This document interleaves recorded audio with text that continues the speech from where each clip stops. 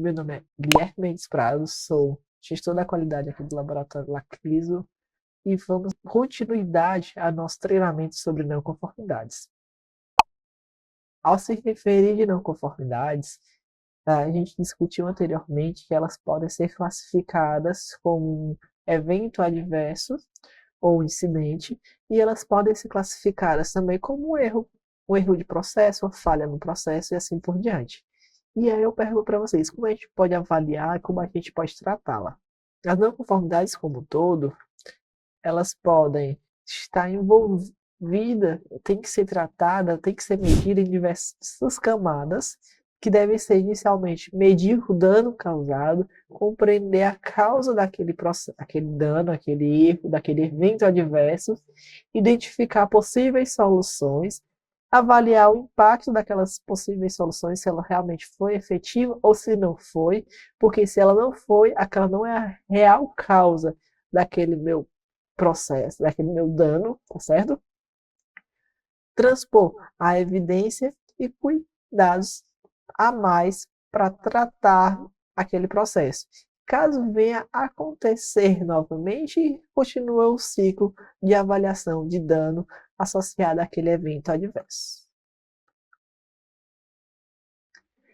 Dentre os pontos essenciais que eu venho a me referir ao se falar de eventos adversos, é bastante associado principalmente à causa raiz. Por quê? Porque eu só vou conseguir debelar uma falha, um erro, um evento adverso se eu for lá e cortar aquelas raízes que dão dano à energia para a minha problemática futura. Ou seja, para mim conseguir controlar aquele meu erro, controlar aquele meu evento adverso, eu devo utilizar de procedimentos que devem cortar, que devem debelar a causa raiz daquele meu problema. E essa causa raiz é um dos maiores desafios quando eu falo de não conformidades. Por quê? Muitas das vezes a pessoa pensa logo, ah, eu errei, esqueci de cadastrar o nome de uma paciente. Por que eu esqueci de cadastrar o nome, aquele exame daquela paciente? Ah, foi por falta de atenção. Mas por que foi essa falta de atenção? E aí, para facilitar a identificação desses erros, dessas falhas, de modo geral, se pode se utilizar de algumas ferramentas da qualidade que posteriormente iremos discutir, como é o caso dos 5 porquês, a qual ele acaba forçando a gente conseguir encontrar a causa original daquele problema. Geralmente, produtos não conformes vão gerar uma não conformidade. Esse produto também está associado a um serviço e associado a processos, engrenagens de desenvolvimento, contatos de pessoas entre pessoas. Um dos principais desafios ao se referir de não conformidade é essa questão da associação, pois quando você trabalha com serviços, os serviços eles vão passar informações de uma pessoa para outra, não é de uma máquina para outra máquina, então fica mais sujeito a falhas, tá certo?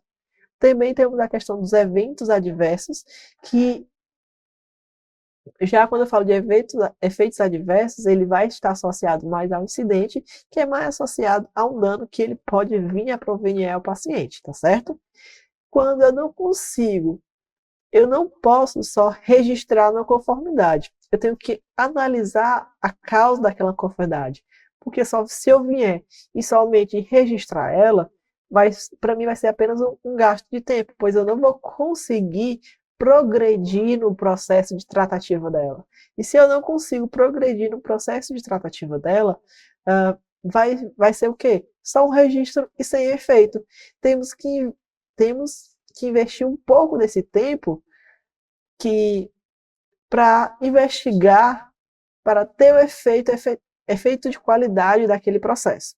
Um exemplo, no caso do erro de digitação, ocorrer um erro de digitação. Por quê? Ah, foi por falta de atenção. Vou lá, preencho meu formulário de não conformidade, que é uma forma de registro que temos que realizar, e só que eu só coloquei falta de atenção e pronto.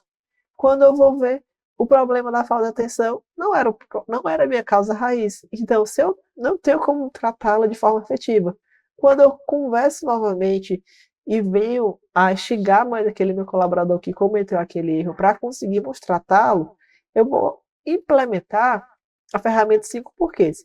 E aí eu pergunto, foi falta de atenção. Por que teve essa falta de atenção? Teve essa falta de atenção porque eu estava pensando em outras coisas. Por que você estava pensando em outras coisas? Porque eu estou com problemas familiares, por exemplo. Ah, então, esses problemas familiares que foram a causa raiz daquela problemática em questão, que isso interferiu no resultado do meu produto, do meu trabalho.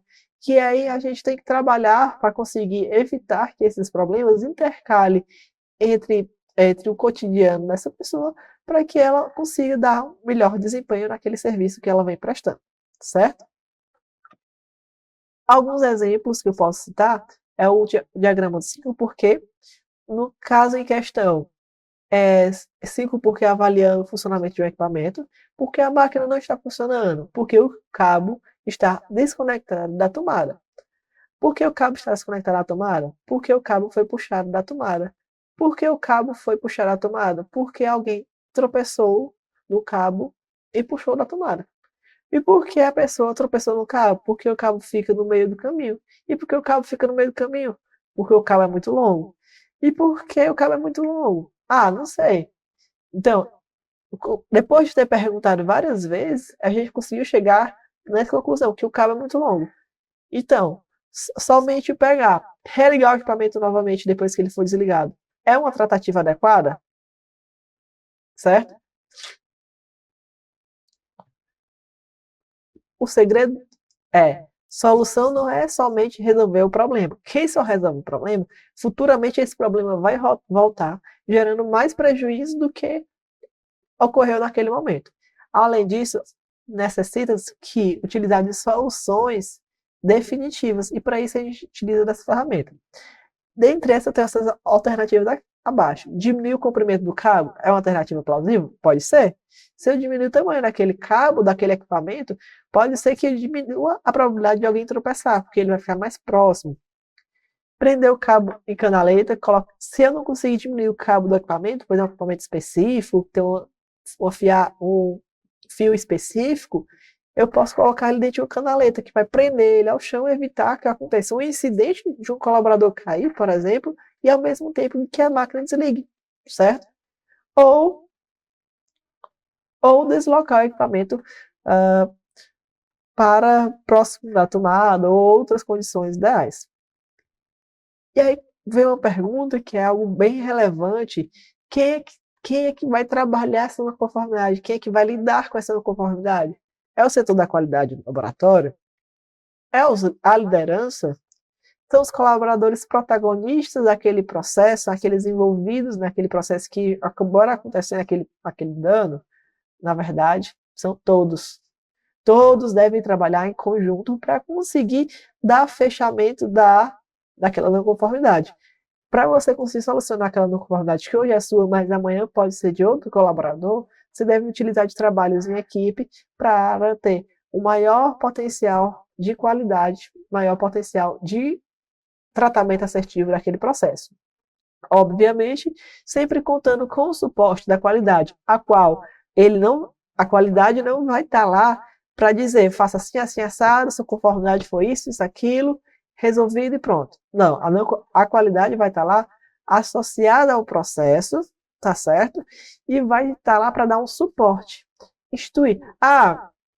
Doutor, aconteceu esse problema, o que a gente pode fazer para solucionar? Você pode tentar utilizar da ferramenta dos 5 porquês, por exemplo, para conseguir identificar a causa raiz. A causa raiz foi essa. O que é que a gente pode fazer? Então, a gente entra em contato, delibera algumas informações para ajudar a identificar a causa raiz, para ajudar a tratar, mas quem irá executar esses processos é justamente quem está na ponta, quem realizou quem teve aquele procedimento, quem gerou aquele processo de não conformidade, tá certo? E aí a gente tem duas circunstâncias. A primeira é uma ação corretiva. E por que você colocou uma imagem de um corpo de bombeiro apagando fogo? Porque a ação corretiva, ela não vai solucionar o problema. ela vai ser algo momentâneo, que só é executado quando o incêndio já se alastrou, já tomou conta de tudo. A ação corretiva, ela está lá só para, literalmente, aconteceu esse problema, vamos lá tratar, pronto. Mas futuramente, se ele não for prevenido, se ele não for tratado, ele vai vir a ocasionar ele futuramente. E além disso, a gente vai ter ações preventivas.